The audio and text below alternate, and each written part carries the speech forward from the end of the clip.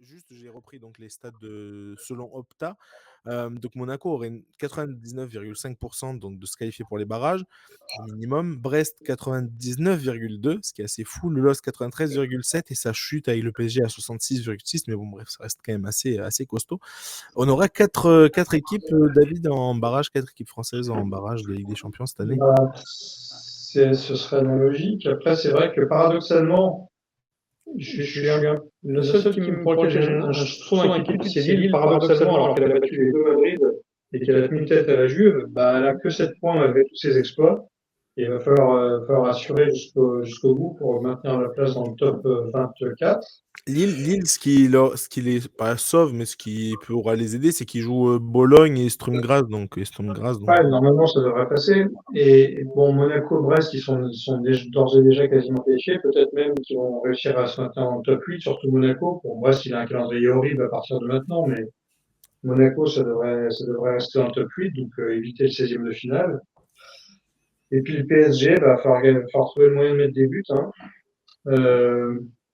Normalement, le calendrier leur permet d'envisager une qualif dans les 24. De toute façon, bon, ils sont pas programmés pour être dans les 8 derniers. Hein. Les 8 derniers, on les connaît pratiquement d'avance. C'est un peu le défaut de cette nouvelle formule de Ligue des Champions, c'est que c'est extrêmement difficile d'être éliminé au premier tour. Si tu as un effectif digne de ce nom, ce serait une déflagration que Leipzig n'arrive pas à s'en sortir. Pour l'instant, ils sont très mal barrés. Comme tu as dit, il y a tellement de matchs et il y a tellement un gouffre avec. Tu vois, on parlait de la Super League où tu mettais en avant que les gros, etc. Ah oui, ok, il y a la surprise, entre guillemets, Brest, qui a la belle histoire. Mais à part ça, enfin, je veux dire, c'est vrai que quand tu vois les 8 derniers Ligue des Champions, c'était pas couru d'avance, mais pratiquement, quoi. C'est très compliqué. Mais parce qu'il y a un gouffre entre Slovan Bratislava ou Dinamo Zagreb et même Leipzig ou l'Atlético, par exemple. Exactement. Et voilà, comme j'ai dit, tu vois, sur un match, par exemple, quand c'est sur une phase de poule où tu peux battre, par exemple, enfin, tu vois, par exemple, juste je reprends parfois l'exemple, mais tu vois, Tiraspol qui bat le Real Madrid sur un match, et après, il suffit qu'il batte, tu vois, notre chapeau 3 ou enfin, une équipe chapeau 3. Bref, et tu as cette possibilité de pouvoir au minimum te qualifier en Ligue Europa. Bref, mais tu vois, tu as un petit truc là. Bref, t'es dernier, tu vas être éliminé. Non, là, et puis là, tu as Dynamo Zagreb et Club Brugge qui sont pour l'instant dans les 24 premiers, qui vont forcément glisser dans les 8 derniers dans les 2-3 prochaines journées. Voilà, c'est quasiment écrit d'avance. Donc tu connais à 95% le nom des 24 premiers. Après, qui sera dans les 8, ça c'est un peu plus surprenant, évidemment, que Aston Villa, Brest et Monaco soient dans les 8 premiers, ça c'est une surprise. Sporting numéro 2, c'est incroyable. Sporting Lisbonne deuxième de cette Ligue des Champions. Personne n'a vu venir. Bon, mais après, ça a peu d'incidence parce que tu économises un tour, mais tu retrouves un très gros en huitième de finale. Donc, de toute façon, ça change pas grand-chose avec là, tu rejoins après le compromis classique. On connaît à partir du huitième.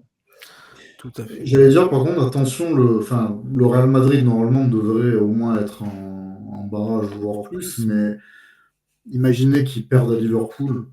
Ils peuvent se retrouver en difficulté dans une situation un petit peu inconfortable. C'est là où la formule est nulle, c'est que le Real Madrid, même avec leur contre-performance, ils sont encore 18e à l'heure actuelle, et même s'ils en font une troisième contre-performance, ils peuvent encore se qualifier. En fait, c'est quasiment impossible d'être éliminé. Ouais. Ce sera une énorme pire que le Slovan Bratislava ou voilà. Mais tu vois, c'est là où on parle. Le PSG va affronter encore le PSG est 25e, si je ne me trompe pas. Ils vont affronter Manchester City, Bayern Munich. Et même s'ils perdent les 2 matchs, ils peuvent encore largement se qualifier. Après, ils se déplacent à Salzbourg. Donc, si tu gagnes à Salzbourg, tu prends 3 points. Il y a Salzbourg, il y a Sturm Graz aussi qui est moins bon. Donc, tu vois. Enfin, bref, du coup, d'où la petite truc.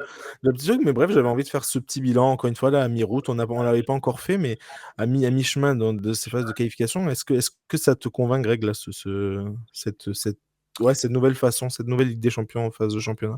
Moi, je trouve ça intéressant. Moi, je suis pas trop d'accord parce que pour moi, le PSG est loin, loin, loin de se qualifier. Parce que, alors après, pour vous, s'ils se qualifiaient, c'est dans les 24, ok, mais quand tu es le PSG, pour moi, Ah non, Ça serait bien après, mais justement, c'est ce qu'on dit. C'est juste là, c'est dans les 24 premiers. C'est dommage, tu vois, il y a ouais, mais presque bon, une c'est surprise. quand même pour moi raté comme Oui, saison. non, mais ça Et sera en plus, raté, tu bien risques sûr. d'affronter. Si t'es 24e, tu vas affronter le 9e. Non, mais Greg, je suis Donc, d'accord, mais c'est un gros match. juste du truc, tu peux perdre. Là, comme le PSG, genre faire des contre-performances, à ne plus savoir quoi en faire, perdre encore contre Manchester City, contre le Bayern Munich, et te qualifier malgré tout. Et on ne Tu vois, sait pas, sur un coup de chance, Ouais, en fait, mais mais l'an dernier, tu tapes une équipe ce qui a qui peut être glissé rigolo, et au début. d'ailleurs, tu mets le doigt sur un truc intéressant, Greg, parce que ce qui peut être rigolo, c'est le classement, où en fait, tu finis 24e et tu peux te cogner Manchester City, qui est pour l'instant 10e, il peut finir 9e. Ça, bien sûr, mais tu vois, J'allais dire aussi, le PSG peut finir 24e et scoltiner le Sporting qui Voilà. serait le 9e et finalement, il s'en sortirait pas trop mal. Totalement, Aussi, c'est exactement ça. mais l'an dernier, le PSG, regardez le nombre de matchs nuls ou même de défaites qu'ils font, et ils se qualifient quand même à l'arrache. Donc au final, moi, je suis pas trop d'accord avec ça. Et le PSG a le Bayern et City, et sincèrement, s'ils perdent les deux prochains matchs, moi, je serais pas du tout confiant. Écoute, Parce que je suis même pas sûr que le PSG passerait sincèrement dans les 24. mais je suis Parce que déjà, à Stuttgart, t'as pas gagné. Non, c'est Parce sûr. qu'il faut y aller déjà. Et à Salzbourg non plus, parce qu'on sait jamais. Tu sais, ok, c'est. Mais bon, quand il fait froid, tout ça, ça reste des matchs pièges, des matchs bourbiers. Donc, non, moi, je trouve qu'il faut faire attention avec ça. Non, mais je suis d'accord. Mais est-ce que du coup, non, mais d'où ma question, est-ce que du coup, toi, t'es convaincu par cette nouvelle formule? Je suis pas convaincu, mais je la trouve pas ridicule, je la trouve pas mauvaise. Ça change un peu. Non, non, mais je Là, on ne connaît pas trop, mais on voit des choses. Moi, je suis content, par exemple, que par exemple, le Slovan Bratislava joue le Barça, par exemple. Enfin, ok, c'est pas le match le plus excitant au monde. Mais bon, lors de la dernière formule, on avait des Ferencváros contre, Ouais, mais contre d'autres équipes. C'est pareil. Donc, voilà. je suis d'accord avec toi. Mais juste un truc, et là, du coup, je vais poser la question à Nico. Mais tu vois, l'année dernière, là, tu parlais du PSG, c'est l'exemple, il est parfait. Le PSG, l'année dernière, se qualifie sur le dernier match de Ligue des Champions, sur un concours de circonstances. Encore une fois, on l'oublie trop vite, mais il gagne parce que je crois que c'est Non, c'est un nul qu'ils font. En fait, oui, ils font nul à Dortmund et Voilà. ils comptent sur la victoire du Milan à Voilà, c'est ça. Newcastle. C'est Parce ça. que si Newcastle avait gagné, ils auraient été reversés en Ligue Voilà, Europa. et il y a un joueur de Newcastle qui rate un penalty. Et du coup, voilà, Non, ça non, se je joue crois à même pas. strictement Je rien. crois que si Newcastle gagne, ils finissent 4e même. Voilà, Ah, mais bon, bref, peut-être. et en Oui, gros, ils mais sont parce qu'ils éliminés. avaient fait match nul, alors s'ils avaient gagné, ils auraient Voilà, fini tu vois, ça se joue à 3e ou strictement rien. 3e. Est-ce que du coup, par exemple, Nico, est-ce que tu penses que cette année, on aura les mêmes, comment dire, les mêmes trucs à suspense, les mêmes enjeux pour les derniers matchs de Ligue des Champions? Je pense, à mon avis, on peut très bien avoir un PSG qui finit, voilà, comme on a dit, 24e, ou peut-être pas 24e, mais on va dire aux alentours de la 20e place. Mais pour moi, la saison, elle sera ratée si après ils se font éliminer en play-off de façon Oui, non, mais piteuse.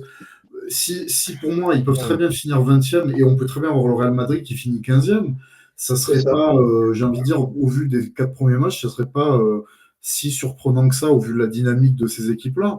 bien sûr. Après, la vérité, pour moi, ce sera la phase à élimination directe avec les matchs qui comptent plus. Mais là, mon petit bilan, là, pour le coup, c'était sur le format. Le format de la Moi, Ligue j'aime bien, personnellement. Je trouve que le format, il renouvelle un petit peu, et je pense qu'on l'avait dit un petit peu dans l'émission, mais on était un petit peu sceptique. Beaucoup de gens qui suivent le foot étaient sceptiques quant à la nouvelle formule, en se disant mais qu'est-ce que c'est que ça va être illisible. Et au final, on se rend compte que les matchs sont quand même assez ouverts. Et j'ai pas l'impression qu'on aurait vu beaucoup de Lille battre le Real Madrid ou l'Atlético 2 fois d'affilée en 2 gros matchs consécutifs dans la formule précédente, parce qu'on a l'impression que le système de poule sclérosait un petit peu On a beaucoup de la chocs. Hein. compétition, en fait. Non, mais c'est terrible parce que regarde, Lille fait 2 exploits monumentaux et n'est pas encore sûr de se qualifier. Et à l'inverse, le Real fait des matchs tout pourris, et le PSG fait des matchs tout pourris et a 9 chances sur 10 qu'il se qualifie. Donc Non, moi, mais j'aime c'est pas ça. cette formule comme ça. C'est que Non, les mais gros le font problème quasiment de sûr d'être Lille, éliminés. Moi, j'ai l'impression que le suspense reste entier, en fait. Bah ouais. Et je peux vous dire un truc, comme l'a dit Greg. Greg, là, t'as souligné un truc qui, moi, pas me déplaît, mais ça me frustre un peu. C'est le côté grosses affiches. On a des grosses affiches toutes les semaines, c'est vrai, mais tu vois, tu perds un peu ce côté, Les grosses tu affiches vois, sans enjeu. Ouais. ouais, voilà, c'est ça, sans enjeu, mais tu perds encore ce côté, genre, rare, rareté où tu te dis c'est incroyable. Tu vois, tu avais un PSG, en fait, PSG City, en fait, ce sera noyé à côté d'un Barça Liverpool ou d'un Real Madrid Liverpool. Il y a eu un Monaco-Barça, c'était la première journée, personne n'avait rien à foutre, et Monaco a battu le Barça, on n'a même pas regardé le match, et voilà, c'est ça qui est triste avec le match. Jeudi, tout le monde l'a regardé le match. Non, mais c'est passé quasiment. Je suis pas du tout d'accord. Moi, je le trouve.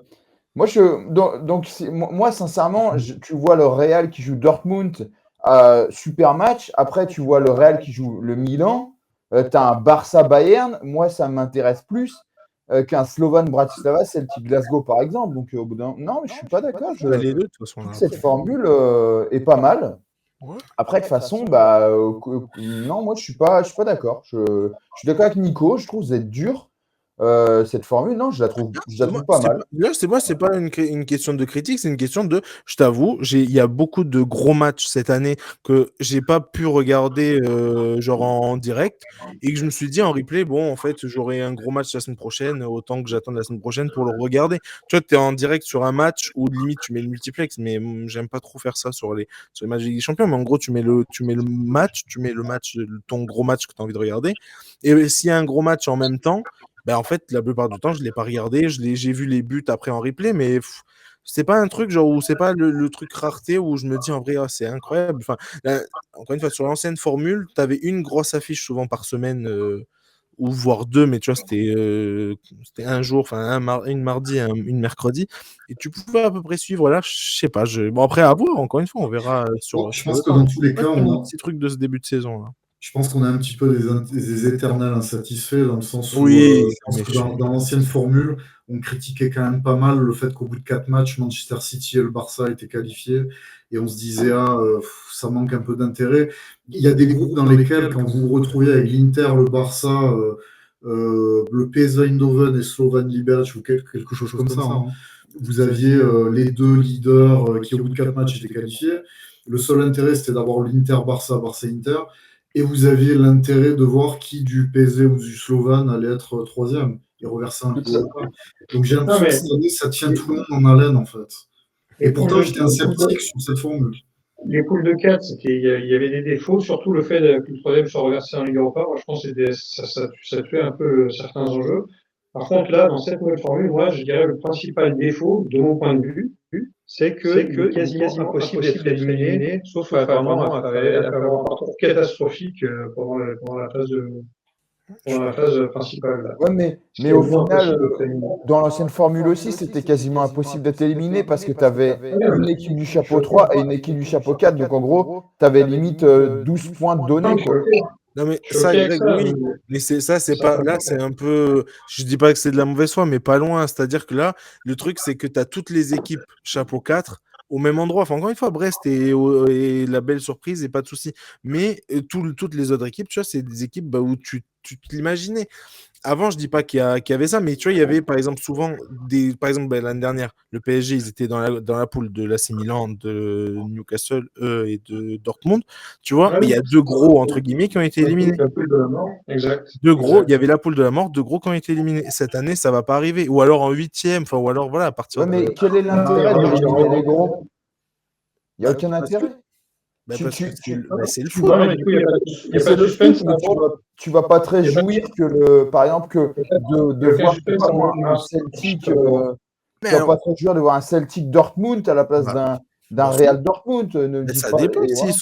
C'est les belles histoires. Si le PSG a réussi à aller en finale de Ligue des Champions 2 fois d'affilée, c'est en grande partie grâce au tirage. L'année dernière, il tape un tirage incroyable pour pouvoir aller en demi-finale de Ligue des Champions. Et voir en finale. Moi, j'ai quand même l'impression que cette formule, elle va nous offrir.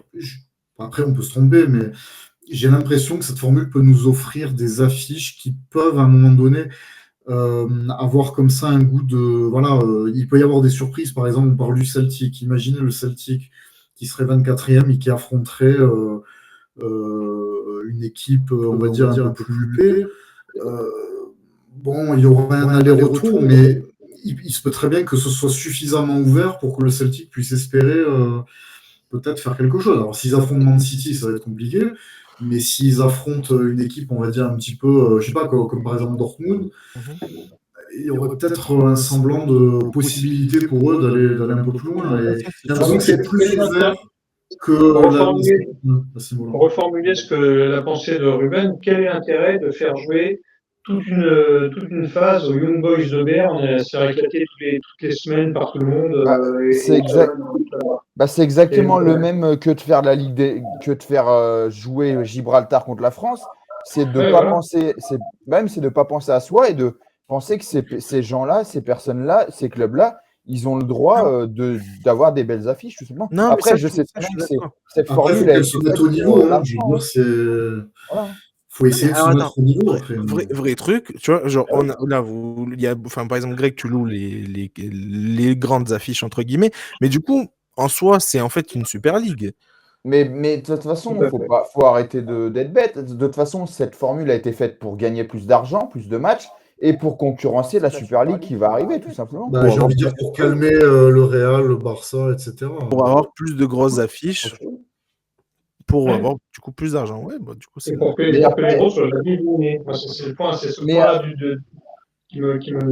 Non pas qui me chiffonne, parce que c'est un peu fou, mais c'est. Après, je trouve, il y a un frein à ce que vous dites, c'est que vous me dites, oui, mais nous, il y a trop de grosses affiches. Mais le problème, c'est que c'est le football qui veut ça. En fait, aujourd'hui, il y a de plus en plus de fonds d'investissement qui investissent dans des clubs, et tu as de plus en plus de. Si par exemple, demain, le Celtic est racheté par, je sais pas moi, les Franken, par exemple, mettent énormément d'argent, et ben dans quelques années, tu auras un gros club de plus. Avant, il pourrait être dans le top 8 européen, bon, il fallait investir des milliards, c'était extrêmement difficile. Maintenant, en fait, il faut être dans le top 24. Une fois que tu es dans le top 24, déjà tu as gagné parce que tu es qualifié pour les playoffs. Donc c'est quasiment impossible pour les grands clubs de ne pas être dans le top 24. Moi, c'est pas ça. Là, pour le coup, Greg, moi, sur les grandes affiches, c'était juste mon petit truc de ce début de saison où j'ai, en tout cas, voilà, psychologiquement, et c'est peut-être, enfin, c'est ce que Nico dit, c'est l'éternel insatisfait, dans le sens où, bah, en fait, t'as tellement de gros matchs que du coup, bah, ouais, ça, si t'en loupes un, tu te dis, bon, tant pis. Là, avant, j'avais pas ce sentiment-là. J'avais envie de regarder tous les matchs, peu importe, parce qu'en fait, j'avais ce sentiment de rareté, entre guillemets, j'avais envie de les regarder tous, peu importe. Là, ben oui, si. C'est même pire que ça, c'est que là, on en fait une gestion tellement on en a, quoi. Le soir du Barça-Bayern, il y avait un match du PSG en même temps, me semble-t-il, ou un match français, je sais plus ce qu'il y avait, en pile en même temps. Tu peux pas regarder les deux, tu peux pas te scinder en deux. Mais ça, c'était pareil avec les matchs de poule. Oui, mais du coup, attends, juste. Du coup, ça, voilà. Ça, pour moi, c'est même pas vraiment une. Enfin, encore une fois, c'est pas vraiment une immense critique. Moi, la plus grosse critique, c'est. Je rejoins David, c'est presque impossible de te faire éliminer. Et moi, ça me dérange un peu. Voilà. Il y a pas ce truc-là de. Ben, t'as les fameuses poules de la mort. C'est pas que ça manque un peu, mais je me dis, bah, ce serait dommage. C'est comme si tu fais ça en pays, entre guillemets, et en fait, la prochaine Coupe du Monde, voilà, mais il y a beaucoup moins de surprises, en fait. Tu vois, il y a moins les faits. Enfin, tu vois, enfin, je sais pas. Bref, moi, c'est l'impression que j'ai. Je pense que. Je trouve ça quand même paradoxal qu'on dise ça alors qu'on voit le Brest et le Sporting qui sont dans les 5 premiers. Alors, qui aurait dit avant les 4 premiers matchs que Brest et le Sporting seraient dans les 5 premiers? D'où ce que je dis sur Brest, je suis d'accord. Le Sporting, c'est différent. Enfin, franchement, je trouve qu'on sous-cote tellement le C'est une Sporting. surprise quand même. Enfin, Dans les 8 premiers, oui, après, on n'est qu'à 4 matchs. Je pense qu'ils vont finir dans le top 24 et là, pour le coup, il n'y aura pas de surprise. Non, pour moi, l'instant. j'aurais aimé voir le Sporting avec Amorim continuer. Jusqu'au Ça bout. aussi, le fait de perdre un entraîneur comme ça, je trouve ça bizarre. C'est Ou dommage. sinon, la solution, c'est que, et ça a été fait sur la première journée, c'était un test, c'est de faire la Ligue des Champions sur 3 jours, c'est-à-dire qu'une semaine Ligue des Champions, une semaine Ligue Europa. Et ça, j'ai trouvé ça pas mal. Ça, moi, j'aime bien aussi. Voilà. Et ça, il l'avait dit, l'UEFA, ils avaient dit qu'ils faisaient ça sur la première journée pour faire un test. Pourquoi pas faire ça? Et là, je trouve que c'est pas mal parce qu'on a à peu près, on va dire, 5-6 matchs par soir et ça nous revient un peu comme avant, quoi, tout simplement. Ouais, ça, je trouvais ça pas mal. Ça peut être pas mal. Moi, c'est la formule que j'aimerais bien pour le coup, pour avoir des gros matchs. Mais bon, bref, on va passer à la suite parce que là, on a fait très très long. On a encore tellement de choses à dire que bref, on est parti un peu dans tous les sens. On va passer au tour, entre guillemets, un peu le tour de la Ligue 1, de cette semaine. On va essayer de faire ça très vite.